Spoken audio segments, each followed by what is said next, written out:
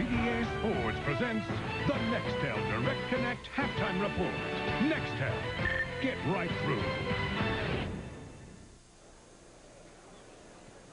Halftime in the Pacific Northwest with Seattle leading Jacksonville 21-12. We welcome you back to Husky Stadium. Ian Eagle joined by Solomon Wilcots, and you come in with preconceived ideas of how things might transpire in a game like this. You could sense from Jacksonville that they were very disappointed in the way they performed and the way they lost their composure last week against Cleveland. They get off to the pretty good start offensively, but only the field goal. Little did we expect, though, Seattle to come out gangbusters on offense. That's right. Well, Trent Dilfer, I think, has come out and really has made a difference for this Seattle offense. They had only scored 2 touchdowns in their previous 2 games, and today already 3 touchdowns in the first half. They've had a good mix of both run and pass. The offensive line doing a wonderful job of not only protecting Trent Dilfer, but opening some holes in the running game for Shaun Alexander. And that's a huge issue. The offensive line had been in disarray leading up to this game, having given up 18 sacks. Running game never really got going in the first 3 games that you could speak of. And offensively here, a little bit of pass, a little bit of run. Yes, they did mix it up with Trent Dilfer finding a Tula Mealy for their first touchdown of the day. Yeah, they came out really mixing up the run and pass, and Mealy finds the soft spot in the zone, and Trent is able to get him the ball, but that's because he has good protection and good time. And then Alexander with the good vision, able to bust it outside, 72 yards rushing in the first half. So as you said, good mixture of both run and pass. Alexander running in for 2 scores. A good mixture. 13 pass plays in the first half, 11 runs, and it's the balance, I think, for the offense that really allows them to manufacture 3 touchdowns, 21 points in the first half. And you have to believe, and I know players don't necessarily own up to it, but when the defense sees the offense go out there and do the job, a little extra jolt for them defensively. They've been trying to carry this Seattle team the first 3 weeks. It didn't happen that way. They're 1-2. And you can tell the Seattle defense is swarming to the ball, forcing turnovers, 2 turnovers in the first half. So they're getting the hits. They're making plays in the passing game. They haven't given up the big plays, I should say, to this Jacksonville offense. We know they're more than capable. They're getting after the quarterback and getting the sacks on Mark Brunell. So far in this game, they're really hitting on all cylinders on offense and defense. Special teams doing well also, even though the fumble by Charlie Rogers, I think, led to the touchdown, I should say early field goal by the Jacksonville offense. Jacksonville will kick it off as we start play in the second half. Jim Tarl to Charlie Rogers from the 6.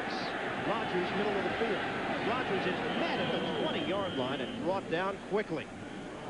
Nice stick by Ainsley. Battles on special teams after the 14-yard return. Well, at this point of the season, which team has been the most impressive? That's our NFL.com poll question. Green Bay, Philadelphia suffering a loss earlier. Oakland, San Diego, a loss for them earlier. And St. Louis. Just log on, cast your vote at NFL.com. See if the Seahawks have the offensive carryover first half to second half, their first possession, third quarter. Trent Dilfer on a 1st and 10 from the 20. Dilfer cleared it to the outside, incomplete. Shaun Alexander may have heard some footsteps from Jason Kraft, and Alexander unable to bring it in. You talk about carryover from the first half. It really is about tempo in this West Coast offense. They come out, throw the quick flare pass to Shaun Alexander. Should he catch that pass, he's able to pick up maybe 5 yards, and now it's 2nd and 5, and they come out with another quick hitting play, and that's what they want to do, is keep the ball moving, keep the chains moving, and keep the defense off balance and create some opportunities for big plays. Here's Dilfer on a rollout, set it up nicely to the outside, and Bobby Ingram, who's forced out of bounds, shy of the marker. He has to get to the 30-yard line. That's a gain of 8 through the air. And Marlon McCree with the coverage, the free safety. And there you see another quick pass, a sprint out to Ingram. He makes the catch, and now you're looking at 3rd and 2. So that's what Mike Holmgren, he's coming out following his script from the first half, and just quick hitting plays to try to keep this defense off balance. And they're going to take their shots in the passing game, try to get something deep, but they'll also try to create some room in the running game. Now a 3rd and 2. Alexander split on the backfield with Strong. Another dump out to the flat, and Alexander is out of bounds. Shaun Alexander, no gain on that pass, so no first down for Seattle. Kevin Hardy with a stick on Trent Dilfer in the pocket. And that's what Jacksonville is going to have to do defensively. They were not able to to get enough pressure on Trent in the first half. Trent was very comfortable, very poised in the pocket, and able to get some completion in the first half. I think if this defense is going to make some plays, they're going to have to first start with getting pressure on Trent and then start by shutting down Sean Alexander in the running game. Jeff Beagles punting the ball very well early this season. Came in averaging over 46 yards per punt, 48 yards on his first attempt. Handles that snap. Damon Gibson awaits. And it sails out of bounds. So Beagles made that an unreturnable kick. 21-12 Seattle. Jacksonville has the football when we return. First road game of the season for the Jacksonville Jaguars. Come in at 2-1. They had the home loss to Cleveland last week. It's actually the first game they've played outside of their division after games against Pittsburgh, Tennessee, and Cleveland to start out the 2001 season. Mark Brunell's club is trailing 21-12. Early stages, third quarter. Brunell throwing on first down and incomplete. He put it over the head of Keenan McCardle. It'll be 2nd and 10. Mark Brunell knows this stadium. He knows it quite well. He spent 5 years with the University of Washington, and it all culminated in 1992 when he led the Huskies to a share of the national championship with Miami. You could tell then that Brunell had certain characteristics that would make him an excellent NFL quarterback. Green Bay, they were the team initially that had the shot, but with Brett Favre there, they ended up trading him away, and Jacksonville is happy that they did. Near side throw to Sean Dawkins. And Dawkins is forced to the turf as he crosses the 40-yard line for a gain of 7. And Brunell is a difference maker. In fact, it was Mike Holmgren who drafted him to come out to Green Bay. As you said, Brett Favre had already instilled himself as the incumbent there in Green Bay. And so Holmgren was forced to make a trade and sent Brunell to Jacksonville, where he would have an opportunity to play. And he blossomed into a star with Jacksonville. And he's been a fine player, Pro Bowler in his own right. On a 3rd and 3 from the 42. Operating out of the shotgun. Long count for Brunell. Steps up and throws over the middle. Incomplete. Dawkins in a matchup with Anthony Simmons. And we have seen Anthony Simmons make plays all over the football field in the first half, and now he continues to get it done in the third quarter. He sees the zone, he sees the crossing route, and he just goes right to the point where he's going to create a collision on Sean Dawkins. Simmons, he has great closing speed for a linebacker. That's why he's able to make plays in the passing game, and he's gotten after the quarterback, and he's made plays all over the football field. Next step for him is the Pro Bowl, Solomon. He's done basically everything you could ask in his 4-year career. The improvement has been there. Here's the punt from Chris Hansen. Charlie Rogers catches at the 12, sheds a tackler, but can't get past the 17-yard line. Danny Clark on special teams after the 46-yard punt. A 5-yard return. 21-12. Seahawks with the lead. CBS is sponsored by Jeep, makers of Grand Cherokee, Wrangler, and the all-new Jeep Liberty. IBM, taking e-business and your business to the next level. And by Domino's Pizza. Hit the door. It's Domino's. It's turned out to be a beautiful day here in Seattle, Washington. Seahawks lead at 21-12 over the Jacksonville Jaguars. First time in franchise history, Jacksonville has made the trip out west to Seattle. 3,000+ miles. On a 1st and 10 from the 17. Alexander had the big first half. Stunner step move and then drop down right at the 20-yard line. It's a gain of 3. Paul Spicer making that play along the sideline. Jacksonville will have 10 days off following this game, so a number of the players talked to us about that bye week coming up, trying to get into the bye week with a victory at 3-1, and how different a feeling that would be as a player as opposed to going in at 2-2 after back-to-back losses. I tell you what, they won't enjoy that bye week unless they can come away from here with a win. Tom Coughlin wants his team to come out and play well and try to get a win before they go into that bye week, or he'll really work them. On 2nd down, quick slant, and it's broken up. Darrell Jackson, the intended receiver. And it'll be 3rd and 7. And Seattle has to come out and get that rhythm, that tempo that we talked about. They have to get it back. It seemed to be a little lethargic here in this series. They have an opportunity to really jump on top of Jacksonville, because you know Jacksonville has the offense that can have the quick strike and make big plays to get back into this football game.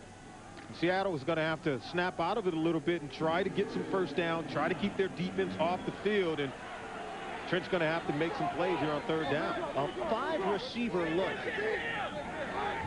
for Seattle offensively on a 3rd and 7. Stepping up, pressure from the backside, unloads, and Christian Fourier takes a hit from Aaron Beasley. Shy of the marker is a gain of 5, and Seattle is forced to punt again. Jacksonville does a good job of putting pressure on Trent Dilfer. Ronaldo Wynn's coming, and he's coming after the quarterback, but it's a good job when you can put pressure on the quarterback, only rushing 4 men, and Aaron Beasley gets the hit. Good defense that time by Jacksonville, getting off the field on 3rd down. Fiegel standing at his own 10. Gibson waiting at the 30. A high punt. Gibson ranging over. From the 27. Gibson is comes down. Gibson remaining on his feet. And then pushed back to where he originally caught the football. Ike Charlton among those on special teams that came over to make the stop. 48-yard punt.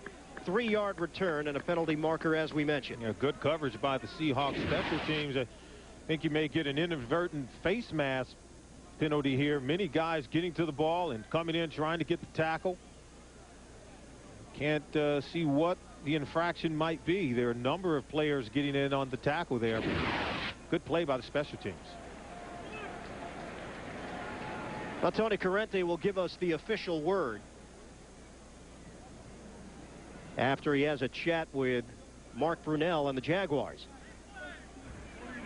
Ineligible member of the kicking team downfield prior to the kick, number 89.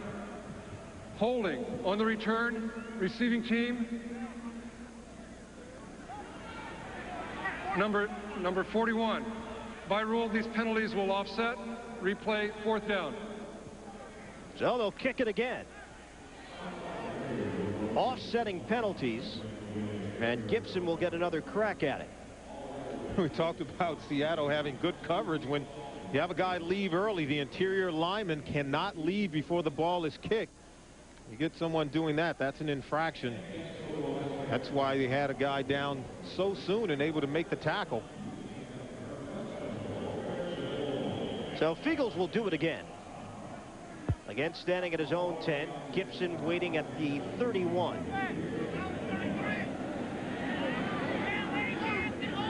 Jeff Fiegels, the former Cardinal, the former Eagle and Patriot, now in his 14th year out of Miami.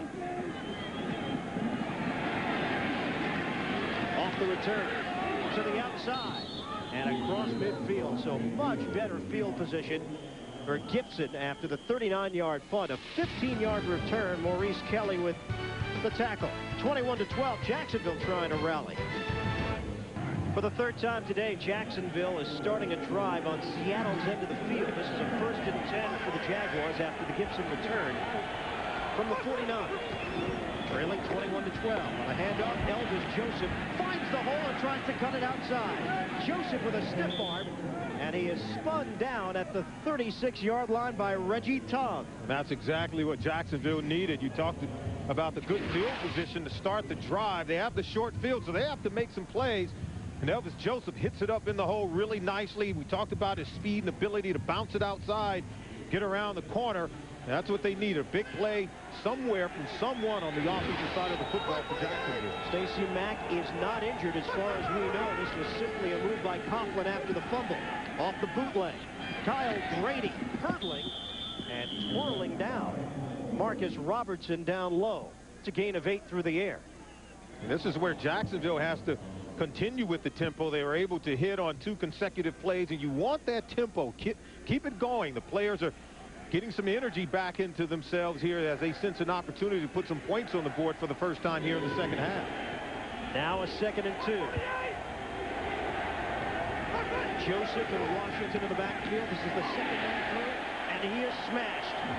Joseph engulfed by Chad Eaton. That's a loss of 2. And Chad Eaton just comes in and goes right over the top of the center. Jeff Smith blows this play up in the backfield. Excellent play by Chad that time. He's playing really good football for this football team. Chad Eaton making plays for this defense for the Seattle Seahawks. It'll be a 3rd and 4. Eaton goes to the sideline. A 3-receiver set on 3rd down. Brunell forced down in the pocket, throwing on the run and a little bit low. Keenan McCardle, the intended receiver, and Brunell bounced that one to the sideline. Chad Brown is pumped up. He and both Mike Sinclair collapsed in the pocket, and that's why Brunell was having a tough time escaping. You can see the spin move there on Tony Baselli by Chad Brown, and that flushes Brunell. And Sinclair cleans up. Brunell's not able to get out of the pocket. We know he's very mobile, but they're getting pressure from more than just one guy, and they're collapsing that pocket, not allowing him to get outside, doing a good job of containing Brunell in the pocket, while at the same time putting pressure on him. Coughlin was so upset he tossed the gun. 48-yard field goal attempt. Mike Hollis leans into it. Hollis nails it. And the Jaguars continue to chip away. 21-15 Seattle. 9:26 to go in the 3rd. We're coming back in a moment. BS is sponsored by Bud Light. For the great taste that won't fill you up and never lets you down, make it a Bud Light. And by the HP PhotoSmart digital camera. How will you use it? Yeah, go Seahawks, Seattle! Hey, yeah. Another one? Anytime you can work the talking fish into the telecast, you do it. You got to take that opportunity and go with it. Impressive marketplace here in Seattle. Off the kickoff, following the 48-yard field goal. From the goal line, it's Rodgers. Rodgers looking for an angle, and then he's spilled out across the 15-yard line to the 17 by Danny Clark, a 17-yard return. Well, coming up Saturday, Lou Holtz's South Carolina Gamecocks take on the Razorbacks of Arkansas. It all begins with Tim Brando and Spencer Tillman. It's college football today. More college football news, you can go to cbs.sportsline.com. AOL keyword CBS Sportsline. Amazing what Lou Holtz has been able to do with that program. It is truly amazing. Hadn't won a game the year before he came on board. Now he has them ranked in the top 25. Where's Colorado? They ranked? They're doing good. We'll be ranked. All right. Win over Kansas State. Let's see them in the rankings, though. Alexander going to the sideline. It's a gain of 3, working that left side again. Hardy and McCree combining to make the tackle. Let's go to New York right now. Bring in Jim Nance. And the Jets were up 28-9 on the Bills, who had to bring in the backup quarterback Alex Van Pelt for the injured Rob Johnson. Van Pelt has now thrown his 2nd touchdown pass of the half. This one 70 yards. Peerless Price breaking it, and the Bills now trail only by 6. 28-22, 3rd quarter. Let's go back to you. Now, Jim, it looked like a blowout early. Not the case. Buffalo charging back at home against the New York Jets. 21-15 here. Seattle with a lead. And here's Dilfer rolling out. Dilfer continues to run and angles himself out of bounds at the 30-yard line. That's a 10-yard gain for Trent Dilfer and a 1st down for Seattle. And Trent showing some mobility not often seen from him, but certainly mobile enough to escape the pass rush. Good presence, as we saw from him in the 1st half. And he talked about that. He says, I just need to hang loose a little bit and play with more comfort and more confidence. And something we've seen from him so far today, able to get out of the pocket and move the chains and pick up the 1st down. You know, one news story that came out of our meeting with him, he said that the one job he really went after during the offseason was Kansas City. He thought once Gerback signed with Baltimore, he'd be able to make the switch and head over to the Chiefs. We'll finish up that story in a moment. On a 1st and 10 as we approach the 8-minute mark of the 3rd. Dilfer in the pocket. Dilfer airing it out to the sideline. Run in by Robinson, the rookie. And then forced out of bounds near midfield. They'll move the chains again. 16 yards through the air. And Robinson is coming into his own. He's a rookie. He missed most of training camp, and he's going to work over against Aaron Beasley, a seasoned veteran himself, but he drives off, breaks it off, able to come back to the ball, and then he's looking to make a play after he makes the catch. So you can see that he's maturing in this offense. He's getting a better understanding of what's expected of him and learning how to make plays at this level in the National Football League. Line of scrimmage is now the 47. Clock is moving. 7:40 to go in the 3rd. 3 receivers set. And now Dilfer will take a timeout. Bit of confusion as we step aside as well. Mike Holmgren's club has the lead, 21-15 in the 3rd. After the timeout, let's just finish up the story on Dilfer.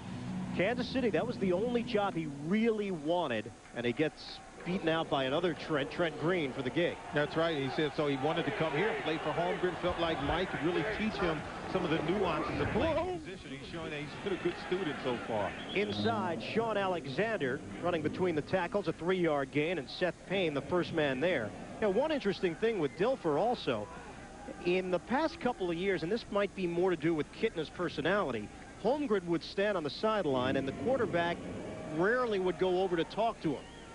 Now, Dilfer, whether he's on the field or not, if Hasselbeck is playing, Dilfer will stand right next to Holmgren and talk away throughout the game. And Mike has admitted he's very tough on this quarterback. He asks a lot of them. I think Trent is at a point in his career where he wants that from the head coach. Another draw play.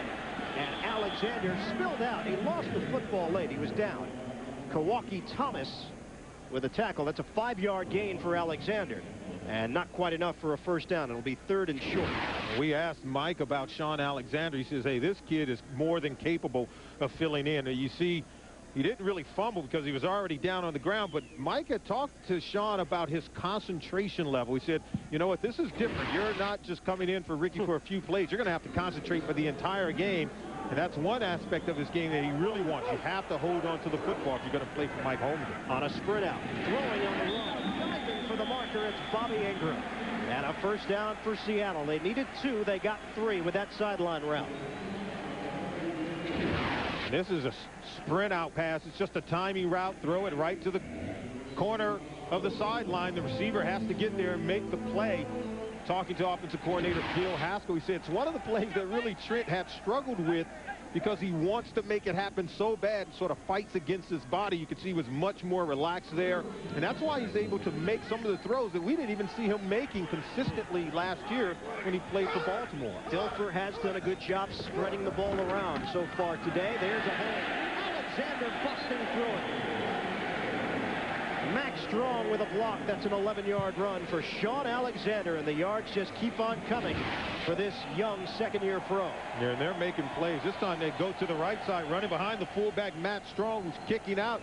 And Sean does a good job. He's a glider. He'll buy time. He sort of reminds me of a Marcus Allen, where he doesn't look like he's working really hard, but he has a good feel for the offense and able to time up the blocks and hit the hole just as it opens up. His best game as a professional, 97 yards rushing, 2 touchdowns, and another chance up the middle again.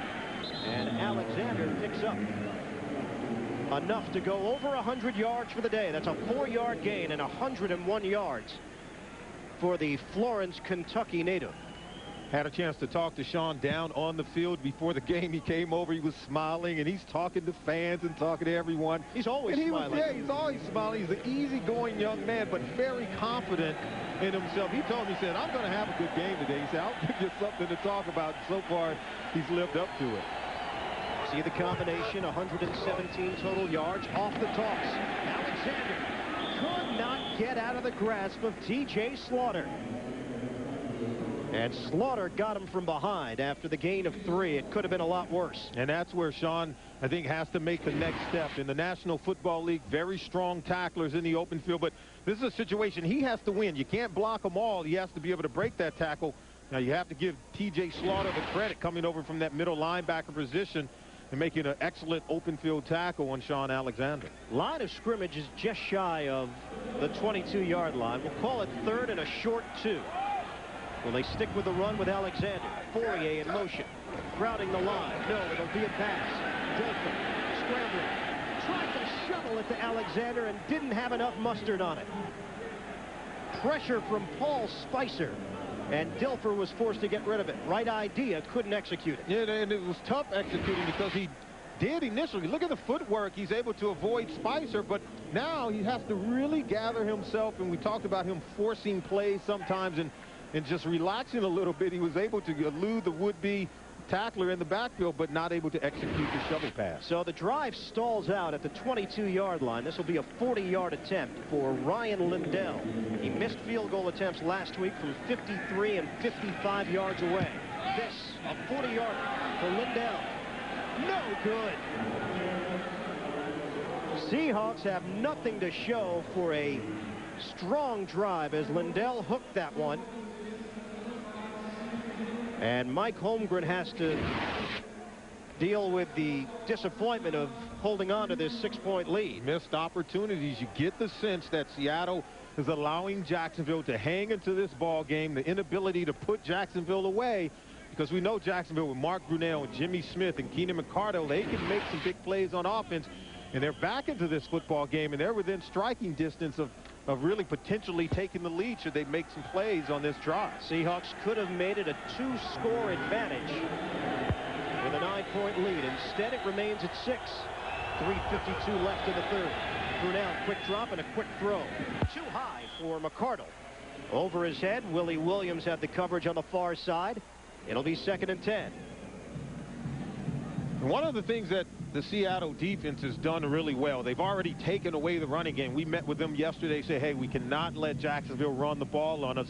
They've been really effective at doing that, holding Jacksonville so far to 46 yards rushing in the game.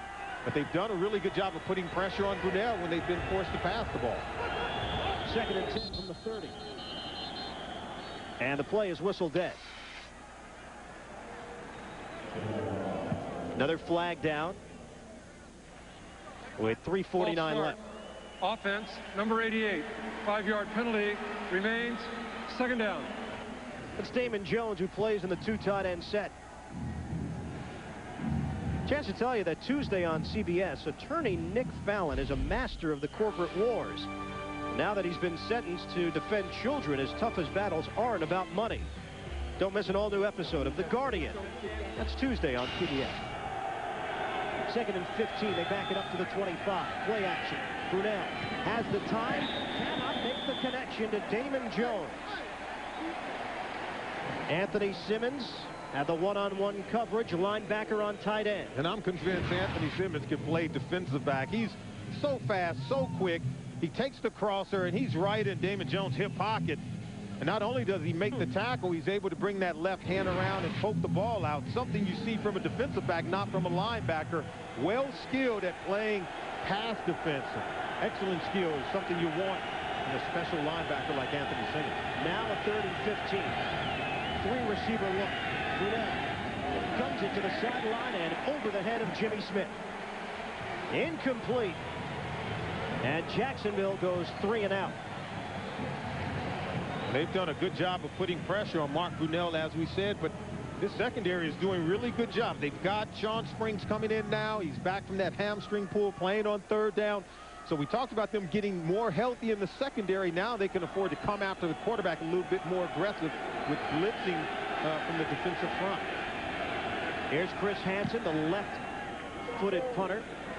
And Charlie Rogers forced all the way back. He couldn't handle it initially from the 15.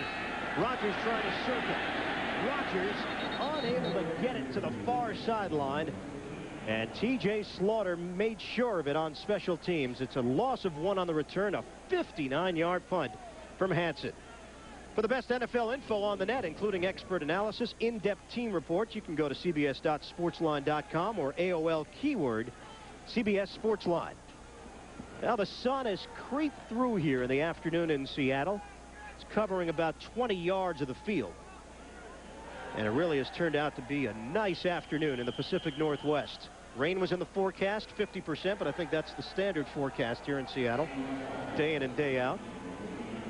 And now the Seahawks had nothing to show for their last drive.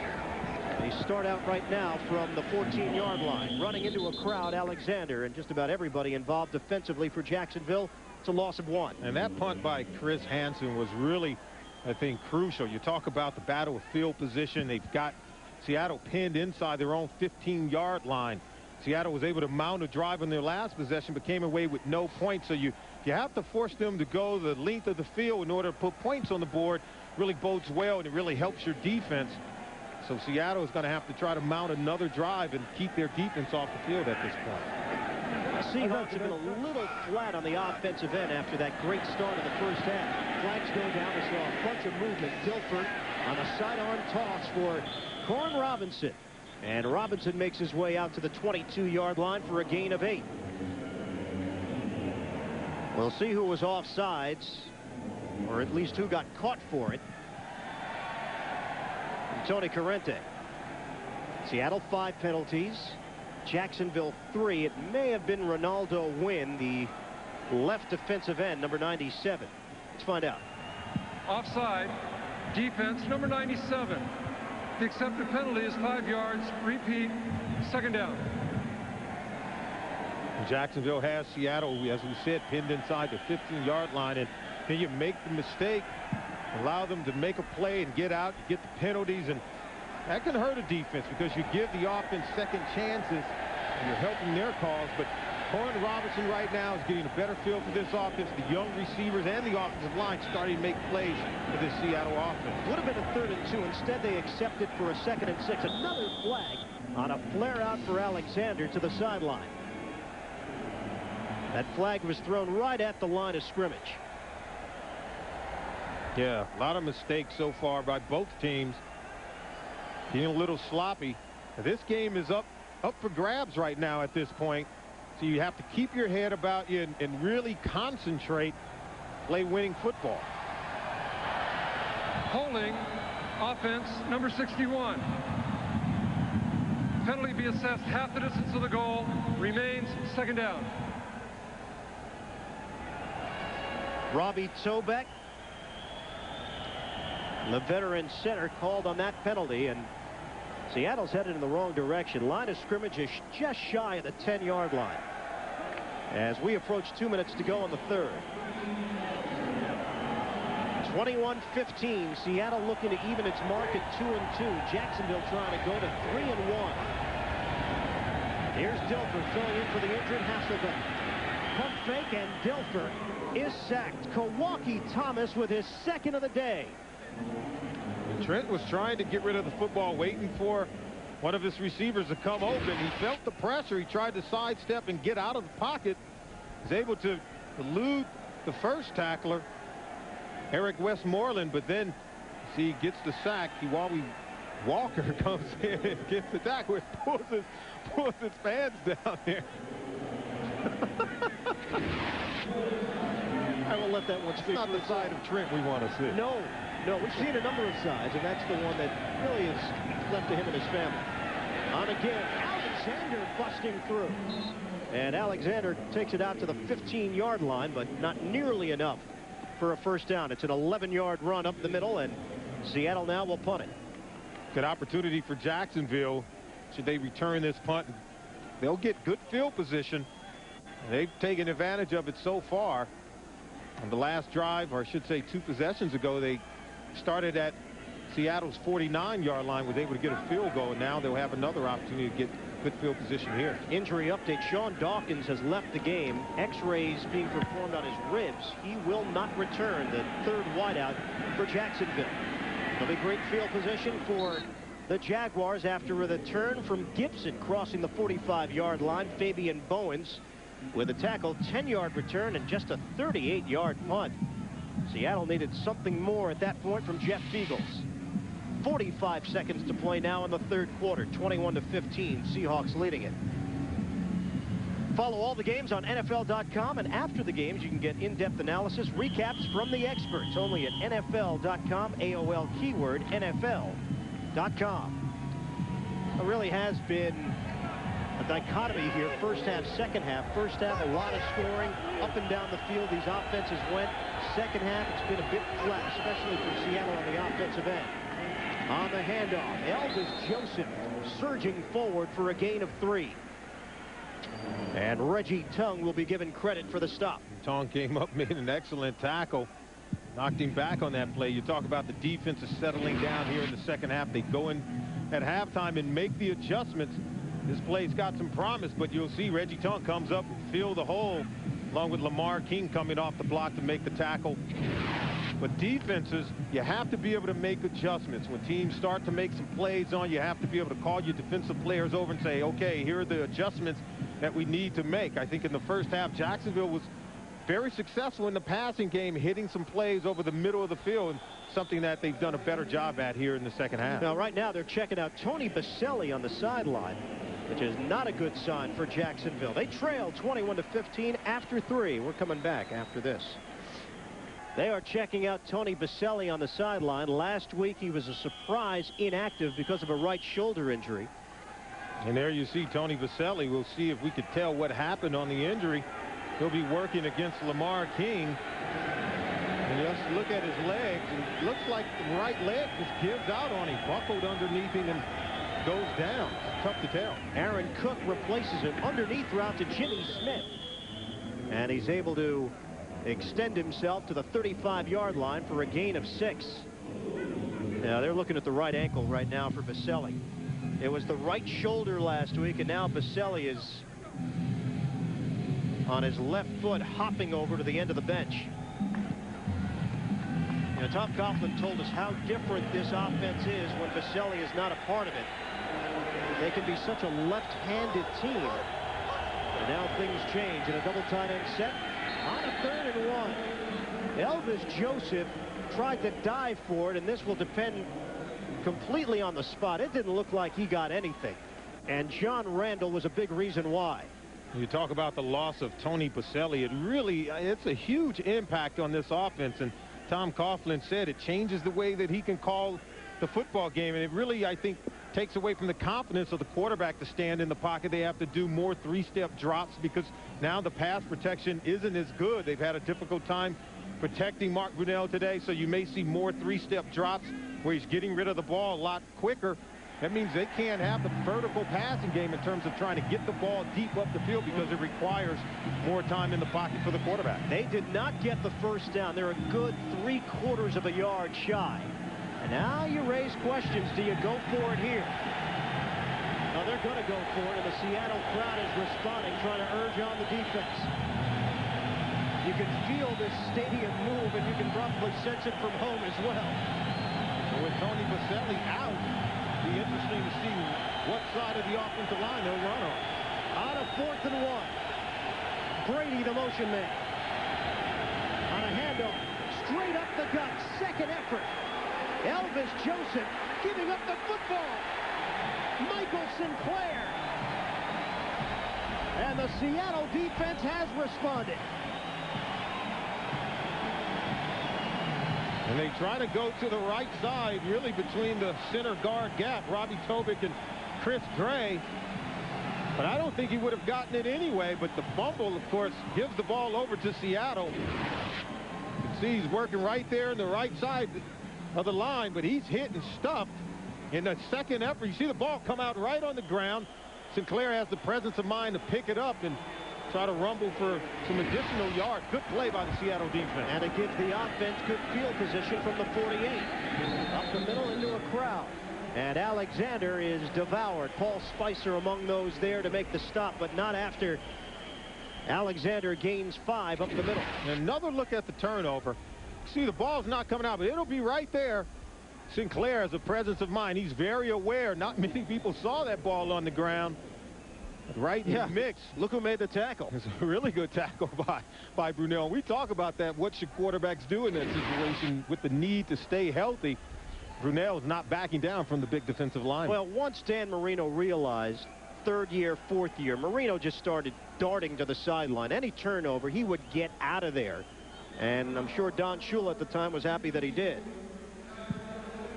To review the play, however, the buzz came after the snap of the ball. Therefore, no charge timeout to Jacksonville. 2nd down. Jacksonville was trying to review that play, but the buzz came too late. Seattle was able to snap it. You've got to indicate that you want to question the call before the next snap takes place. Tom Coughlin has the red flag in his pocket. He has to throw it out and get it out in time to give the officials time to reset and stop everything and review the play. Off the play fake. Dilfer stands tall. McCoughlin incomplete. Robinson had it. The ball wasn't exactly where it had to be, but it appeared to be catchable, at least off live look. It was where it needed to be. It hit him in the hands. I'm sure Corin Robinson would tell you I should have caught this ball, but Dilfer does a good job under pressure getting it out. And there you see right between the numbers. He can't let that ball get into the body. You have to have strong hands and secure the football. And Corin Robinson's been doing a good job all game long. You wish he had another opportunity to haul that one in.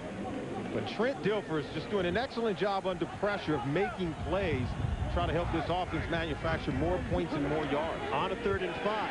Dilfer feels the rush coming. Unloads and complete down to the 29-yard line. Bobby Ingram. And the veteran has been a valuable weapon so far today for Trent Dilfer, who's a little bit shaken up with that left hand. He's shaken up because he took a hit. The defenders from Jacksonville came right down the middle. This is Slaughter. T.J. Slaughter, he's got a bead for the quarterback. He's coming right up the middle. Trent sees him, but he hangs in there and throws this ball very accurately. Bobby Ingram gets down low and makes the catch. That's just good play by the offense. Trent Dilfer and this receiver working mind to mind. They're on the same page making a play. 217 yards passing for Trent Dilfer. Finding an opening. Sean Alexander. He has shown you a variety of moves throughout the day, and that's a gain of 9 for Alexander, who's putting up big numbers. Absolutely. Good balance, good footwork. He's finding the soft spot in the defense. He's working down the line. We talked about him having patience and a good feel. You see they pin him in. That's Walter Johnson, the tackle, pinning in the defensive end. And, of course, Sean Alexander bouncing outside and picking up yards in this offense. A very patient runner to be such a young offensive player. He just lost his contact lens, though, and that's why he went to the sideline. Right up the middle, Trent Dilfer takes it himself on a 2nd and 1. And he gained 2. Under 12 minutes to play now in the 4th. 21-15 Seattle. Seahawks had a chance to extend the lead earlier, but a missed field goal from Ryan Lindell. Dilfer is moving this team. Line of scrimmage is now the 19-yard line, and there's Baselli trying to get himself ready to possibly return. And Seattle's doing a good job of eating time off the clock, and talked about them needing to put together a very long drive to keep the defense off the field, take some time off the clock, but most importantly, they have to put points on the board. Now, they have done that once they've gotten into the red zone today. 3 possessions inside the 23 touchdowns. A carry for Sean Alexander, met by Eric Westmoreland, the rookie linebacker, a gain of 2. And Sean Alexander knew that his day would come. Of course, he's been learning from Ricky Waters. We talked about it earlier. He said, you know, Ricky has taught me so much about really how to challenge the coaches to give me the football. You know, a young Ricky Waters used to always complain about not getting it enough, but he says you have to be hungry to carry the football. Another give to Alexander. He's got that explosion up the field after he makes that 1st or 2nd cut. It's a gain of 11. Walter Jones with a big block on that left side. Yeah, you can't be fooled by his gliding nature and his ability to find the soft spot in the defense, but he does explode. And you see he's always working off the edge, and he gets outside, then he gets vertical, trying to get up the field for positive yards, so he's not a sideline-to-sideline runner, even though he likes to bounce it outside. But as soon as he gets outside the tackle, he gets up the field, and you can see Ricky Waters very proud of his pupil, the young Sean Alexander, having a career day. 1st and goal now from the 6. And movement. Did Seattle tease start. them? Offense. Yep. Number 62. 5-yard penalty remains. 1st down. And that's Chris Gray.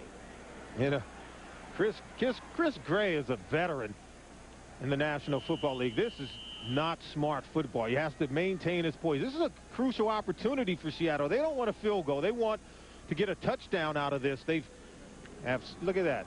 7 penalties on the day by Seattle, but they've driven the ball a great distance here, and they want to come away with a touchdown and try to put Jacksonville away. Back it up to the 11-yard line. It remains 1st and goal. On a handoff, Alexander turning it upfield, and he picks up about 4. Ainsley battles the former Steeler, combining with Slaughter to bring him down. Clock is moving down to 9:24 left in the 4th. It'll be a 2nd and goal now from the 7. It's amazing how the Seattle offense had been much maligned during the week after giving up 18 sacks in the first 3 games and not really being able to get a push in the running game for this offense. But today they've come out and done a good job of protecting the quarterback, Trent Dilfer, and they've also done a good job of blocking up front for Sean Alexander. Offense had gone 10 quarters and 164 plays without scoring a touchdown. On a give for Alexander again, and this time Jacksonville was ready. Marlon McCree leading that charge. It's a loss of 2. Those numbers, they opened the season 10 straight quarters, 164 plays without an offensive touchdown. And they come alive here today. 21 points in the first half, but no points here so far in the second half. And I would not like to see them play it conservative here on 3rd and goal and settle just for the field goal. I'd like to see them take a shot in the end zone, try to create some opportunities to score touchdowns, because that's what's going to be needed to put away this Jacksonville football team. The 10th play of the drive. Alexander sets up as a receiver. Underneath to Darrell Jackson, and now driven back. They did not go to the end zone. They went short. Ainsley battles the strong safety, who has been filling in for the injured Donovan Darius, out with a hip injury. And now Seattle will kick the field goal. At that time, Trent just took what the defense gave him. Jacksonville defense had everyone really covered well in the end zone, and so he hits the underneath crosser. I think the official was in the way there, but certainly taking what the defense gives you. Avoid the turnover, accept the field goal if you can't get the touchdown. 25-yard attempt. Ryan Lindell. And a corkscrew that made its way through. So Seattle does have a 2-score advantage now, 24-15. Still plenty of time for Jacksonville to come back.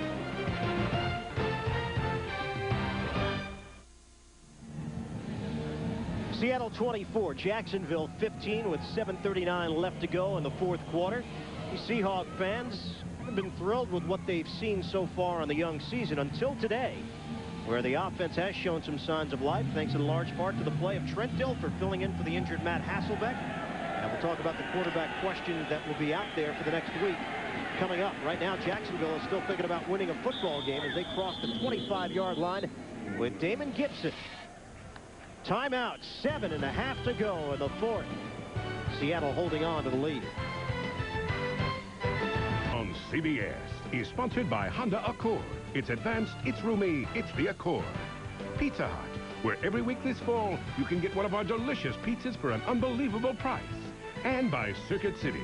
We know how you feel. That's why we're here. Circuit City, we're with you.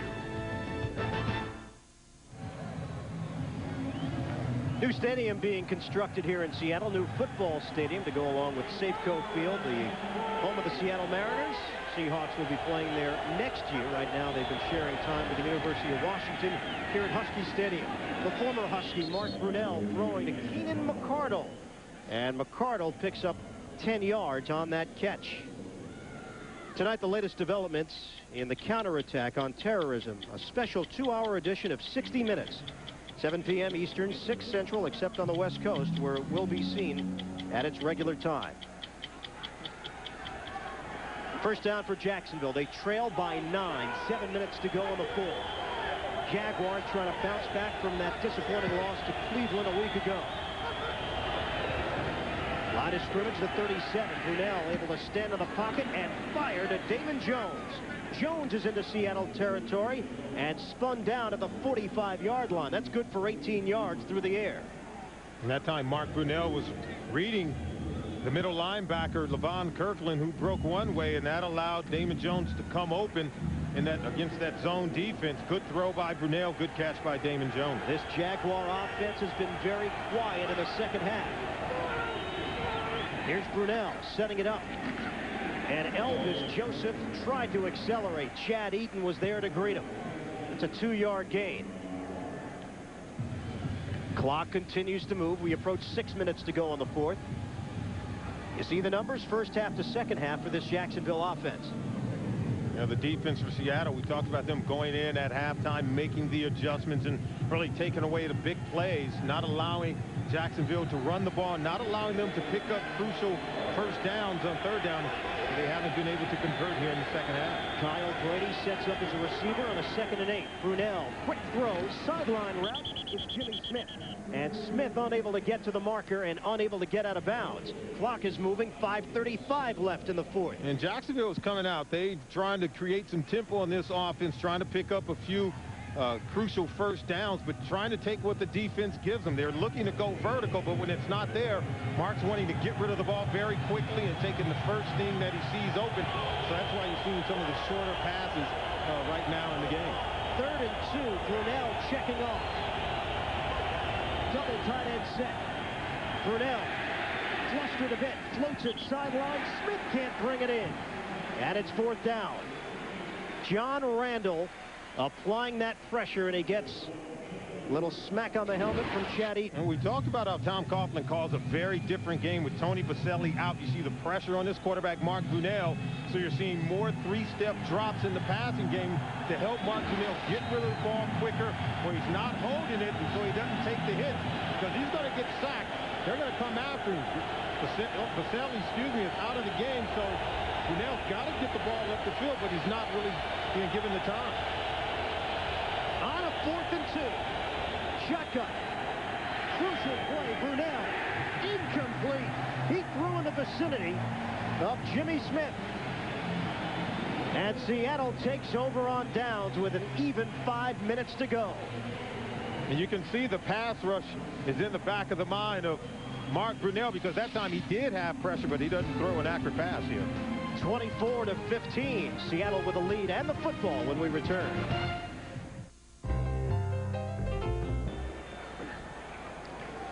For the Jaguars, the 100th regular season game in franchise history, and not the way they envisioned it here today in Seattle. They trail 24-15. We saw some signs of life on that offense in the first half. Second half, a different story. Seattle takes over after Jacksonville gave it away on downs, and a 3-yard gain by Alexander working that right side. Let's go to New York right now. Jim Nantz is standing by with an NFL Today update. All right, Ian, Trent Green's had a rough go here today. He's been picked 3 times. This one by Delta O'Neal of Denver. It sets up a greasy touchdown pass to Rod Smith. 20-6 Broncos with 2:52 to play. Let's go back out to Ian and Solomon. Well, the Chiefs go back down to earth a bit, Jim, following that blowout win over Washington last week. And Denver bouncing back from the loss to Baltimore. A timeout has been called here in Seattle. Seahawks with the lead, 24-15. 4:50 to go in the 4th. Get down in the dirt. Get down on the dunes. Get down on the trail. Get your monthly payments way down. Get down. As low as $69 a month and no down payment with a Honda card. Get down. Or get low 6.9% financing and no down payment on any new Honda ATV. Get down to earth deals now at your Honda dealer. Timeout called by Jacksonville. That's their first charge timeout here in the second half. So each team with 2 timeouts remaining. Tom Coughlin now has to worry about the clock and his defense stopping Seattle here, forcing them to punt to get the football back. Yeah, his defense can't afford to allow Seattle to pick up first downs here and have to try to go 3 and out, get the ball back for his offense, because they need 2 scores here. Get back into this football game and try to come back from behind with less than 5 minutes to play. So they need the defense to make a play. Then they need the offense to really get going. Brunell's been under pressure for most of the game and has had a really tough time getting going. 25-14. 24-15, I should say. Take a look at the Seahawks offense this season, and quite a different storyline that has developed over the course of the afternoon here today. And this is really big. That makes it easy. 161 rushing yards. Sean Alexander going over 140 yards on the day. Really makes it easy for the offense, particularly in the passing game. And Trent Dilfer, this Jaguar defense hasn't been able to really blitz and bring a full house after Trent because of the running game. They're forced to respect it. And so you get the play action working. So crucial rushing yards for this offense. On a 2nd and 7 now from the 40-yard line. Dilfer, draw play. Alexander breaking a tackle. Sean Alexander breaking to the clear and dragged down at the 40-yard line. It was Eric Westmoreland who had a chance to bring him down early. Not the case. A 20-yard run for Alexander. Sean does a good job of faking this inside, then bouncing it outside. But you see, here, that's it right there. That's the reason why it works, because Walter Jones, the left tackle, just caves in that entire side of the Jacksonville defense. And Sean does a good job of bouncing it outside and breaking the tackle of Eric Westmoreland, the linebacker. The only one thing, he's got to stay in bounds on this play, continue to bleed that clock. Huge numbers. 28 carries, 169 yards, 2 touchdowns. 4 minutes to go now. Alexander misdirection again. The play appeared to be going left. He took it up the middle for 3. And Gary Walker, a name that we have not called that often here today, making the stop inside. Yeah, Gary talked to us yesterday and said, you know what, he'd like to play in a 4-3 defense. They still run some 3-4 here, and he would like to get every man in the gap. Feels like the defense at times is a little soft because they're forced to 2-gap on some plays, and so he would like to see them get back to playing more aggressive and shooting each gap and blowing up some of the plays in the running game. Because right now they're giving up way too many yards in terms of their rush defense here today. 3:56 to go in the fourth. Jacksonville has used another timeout. Clearly the clock is not on their side anymore, with one timeout remaining for the Jaguars and trailing by a 24-15 count. Well, in all fairness to Jacksonville, they're missing 4 starters on the defensive side of the ball. Hardy Nickerson didn't make the trip. Tony Brackens, Bryant, and Donovan Darius also out. 3:56 left. On a give, Alexander unable to turn the corner and then brought down at the 40. TJ Slaughter will be given credit for the stop, and it's a loss of 3. Clock is stopped with 3:46 to go. And Jacksonville has used its final timeout. So they've got the 2-minute warning. And they've got to stop them here on a 3rd and 10. That's what it comes down to. Well, Trent Dilfer and Mike Holmgren. Let's get right into it here, because we spoke with Holmgren. We flat out asked him, if Dilfer leads this team to a victory and throws some touchdowns in the process, will he get a chance to be the starter down the road? What did he tell us? He said, well, if Matt Hasselbeck is healthy, then Matt will be his starter. He said that Trent Dilfer came here to Seattle understanding that he would be the backup to Matt Hasselbeck. So Trent understands his role. Of course, he would like to be the starter, but Matt Hasselbeck, it's his, and he's a young quarterback. He has a lot to learn in this West Coast offense, but it's clear that the offense has played so much better and performed so much better today under the leadership of Trent Dilfer. 3rd and 10 now. On the handoff. Alexander turns it upfield, but didn't get enough for the first down. Marlon McCree and Paul Spicer combined to make the stop. Jacksonville unable to stop the clock. They've used their timeouts. A gain of 7 for Alexander. Fans here want Seattle to go for it on a 4th and, let's call it, about 3. There's 2 things you're going to see in the Seattle Times newspaper tomorrow. There's going to be a lot of talk about Trent Dilfer and the way he came in and led this offense, but there's going to be also a lot of talk about Sean Alexander and the productive day he's had running the ball, because he's been questioned here in terms of his work ethic and how productive he could be in this offense, because he's such a happy-go-lucky young man. But he came out today and has really shown us that he's something special. Seattle letting the play clock go down to 1, use as much time as possible. Then they take the timeout. We're coming back in a moment. Even 3 minutes to go here in the 4th. Seattle has elected to punt it with a 24-15 lead. Fiegels looking for the corner. And he is able to angle it off inside the 5. They pin the Jaguars back at their own 3.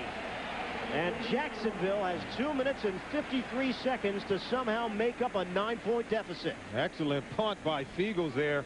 Who said punters can't make plays for you? That's crucial in terms of what Jacksonville will or will not be able to do on offense. Something I'm sure they're wanting to get the ball vertical on the passing plays, but you're deep inside your own territory, inside the 5-yard line. You're forced to run more quick-hitting plays and not risk getting sacked in the end zone. For many of you, 60 minutes coming up next, following our coverage here of Seattle and Jacksonville. 2:53 to go in the 4th. And a 1st and 10 from the 3 for the Jaguars. In a hole, Brunell out of his own end zone, complete to McCardle. And McCardle able to angle his way back forward for a gain of 11. Keenan McCardle, we talked about Jimmy Smith going over 500 catches for his career. We'll put McCardle in the same category. Clock continues to move. Brunell is sacked. Randall the first man, and then a combination. Brown there to finish him off. Chad Brown has been a constant threat to Mark Brunell all day, getting pressure. He's been in that backfield most of the day. He and John Randall. Aaron Cook playing that left side for the injured Tony Vaselli. Brunell's pass knocked down at the line of scrimmage. Lamar King getting the hand up. And the clock stops with 2:17 to go. We've had a chance to call the name of a lot of the guys on the defensive 7, at least on the defensive front for Seattle. The 4 down linemen really come out and made a lot of plays. King, Sinclair, Rando, and Chad Heath has done an excellent job stuffing the run. And then Anthony Simmons has done a wonderful job in the passing game. And Chad Brown and Levon Kirkland also making plays. 3rd and 18 from the 6. Brunell gets rid of it, and McCardle can't handle it. It'll be 4th down with 2:13 showing on the clock. And Jacksonville pinned so deep in their own territory, they're forced to punt it. They have no timeouts remaining. The last thing left is a 2-minute warning. You have to watch for a fake here. Because to punt the ball, they're basically conceding. Yeah. They're basically telling you the game is over. They can stop the clock just one more time with that 2-minute warning. Joe Zelenka, the snapper, Hansen to punt it, and it was almost blocked. Takes a bounce and sits down at the 40-yard line, probably spotted at the 39. 34-yard punt. And Tom Coughlin, his team going west, and it looks like they'll be coming out with a loss. 24-15. Seattle in complete control with 2:05 left in the 4th. Don't forget, coming up next, 60 Minutes. That's following our coverage here of the Seahawks and Jaguars. Trent Dilfer came to Seattle knowing full well he would be the backup to Matt Hasselbeck. He got his shot here today. And Dilfer has certainly come through for Mike Holmgren. He has come through. He's protected the football very well, made really good decisions. And I thought he has really shown good leadership with some of the young receivers here. We saw he threw an interception earlier in the game and talked to Corn Robinson to try to correct some of those problems. 2 minutes left. Seattle will even it up at 2-2. CBS is sponsored by Subway. Fresh made sandwiches on fresh baked bread. Subway, eat fresh. And by Staples. Staples has everything you need for your business at great low prices.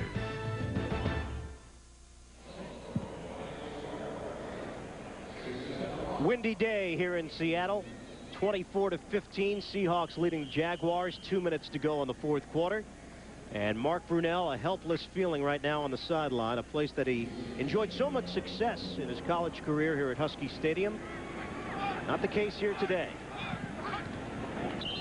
Dilfer takes a knee. Jacksonville unable to stop the clock as it continues to roll down with 1:52 and counting. You see the numbers on Trent Dilfer today, 17 for 25, compared to that of Matt Hasselbeck. You can see the yards.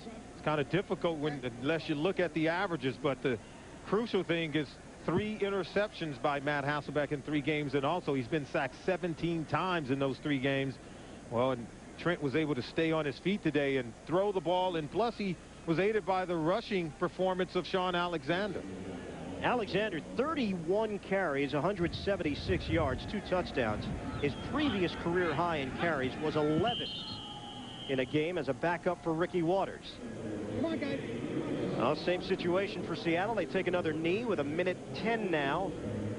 And time trickling away on the Jacksonville Jaguars. They will have 10 days off following this game. Next week is a bye, and then they'll be hosting Buffalo Thursday night, October 18th. And the Jaguars will have a long trip back to the southeast. Well, they'll have also a chance to get healthy. Most importantly, they'll have a chance to get Fred Taylor back. Only 51 yards rushing by Jacksonville today. And really, I think that was one of the huge differences. When they were not able to run the ball, they were forced to be more one-dimensional on offense, where Seattle, and their ability to run the ball with Sean Alexander and Trent Dilfer in the passing game, a great mix, and you put much more pressure on the defense when you're able to do both. Stacey Mack was a non-factor in this game, the supposed fill-in for Fred Taylor because of an early fumble, and that's when Tom Coughlin decided to go with Elvis Joseph. He fumbled twice. Jacksonville lost the football on the second fumble. They were able to recover on the first, and Mack never saw the light of day again in the backfield. It's going to be a long bye week for Stacey Mack, but he's got to pick his head up and maintain some confidence. Believe in yourself. Things happen, but I think the true test of character is how you bounce back from adversity. I'm convinced that he'll bounce back, but this team, they need Fred Taylor in the offense to add some balance to this offense and maintain, I think, threat in the running game as well as their passing situation. Well, 4th down for Seattle. They'll punt it with Jeff Fiegels. Damon Gibson waiting. Fiegels just wants to keep it away from Gibson. He does the job getting it to the end zone, and they'll bring it out to the 20-yard line. A 43-yard punt. Just holding off on the inevitable. Coming up next, for many of you, 60 minutes. Immediately following our coverage. Only 28 seconds left to go here in the 4th. The Seattle Seahawks. It was a strange week for Mike Holmgren and company. A lot of question marks in this area about whether or not Holmgren could handle both jobs, running the personnel side, being the head coach. Had he made the right choice with Matt Hasselbeck? All of those questions coming to the forefront, and maybe those questions now will be put to the side for other questions. Yeah, that's right. It's amazing what winning football games can do. All the doubters tend to hold those negative questions and begin to believe in you once again. The Seattle Seahawks offense woke up today. And behind the play of Matt Hasselbeck's backup, Trent Dilfer. Seahawks even their record at 2-2. They knock off the Jaguars 24-15. Jacksonville falls to 2-2 as well. We're coming back with more after this. 60 minutes coming up here on CBS. For Solomon Wilcott, this is Ian Eagle. So long from Husky Stadium in Seattle. Final score 24-15. The Seahawks have defeated the Jacksonville Jaguars. You've been watching the NFL on CBS.